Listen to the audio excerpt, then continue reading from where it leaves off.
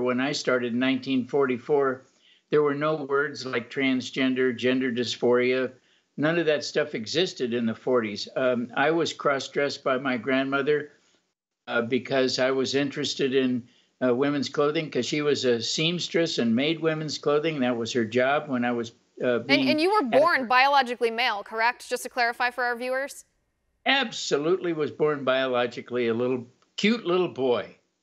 And so, she wanted me to be a cute little girl. So she made me a purple chiffon dress and dressed me up. And for a 4 or 5 year old kid, it seems kind of fun. It's kind of zany and exciting. But the problem is, at such a young age, you don't have any idea what the consequences are going to be. And what happened was during the years that she was cross-dressing me, it planted the seed of confusion about who I was.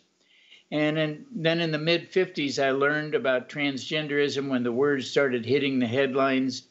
And then as I grew older, not growing into homosexuality, because that was never an issue for me. I had plenty of girlfriends, but I was still struggling with this idea and confusion about my gender. And so eventually I got married and talked to my wife about the struggle we were having and thought, well, getting married and having children and having a good job, it would all just evaporate. The problem is that what Grandma started early in life just kind of infused into my life this idea that there was something wrong with me that I needed to change. So after 17 years of marriage, I went to one of those people they call a gender counselor.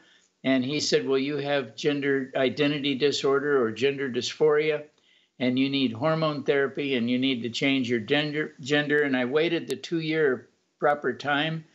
And in 1983, which is now over 35 years ago, I underwent gender reassignment surgery and became Laura Jensen and worked for the federal government as Laura Jensen in San Francisco for the FDIC and eventually for the Postal Service. And then I started reading books about psychology and began to read stories, documented stories about people who identified with the other gender. And I realized that many of them have what we call comorbid disorders or other disorders like schizophrenia or bipolar disorder or separation anxiety. And I became very interested then in how many people who identify as transgender actually have comorbid disorders or these other obsessive compulsive disorders and so forth. And after about 10 years, almost 10 years of living as a female, I detransitioned back because I found that I had developed a dissociative disorder as a result of being sexually abused when I was 8 or 9 years old. And this is fairly common, and you'll see in the book that many of the stories, Billy's story is one of them in the book that talks about being sexually abused. And what happens, and the audience needs to understand that people, young boys who are sexually abused, want to rid themselves of their genitalia so that they will never be abused again.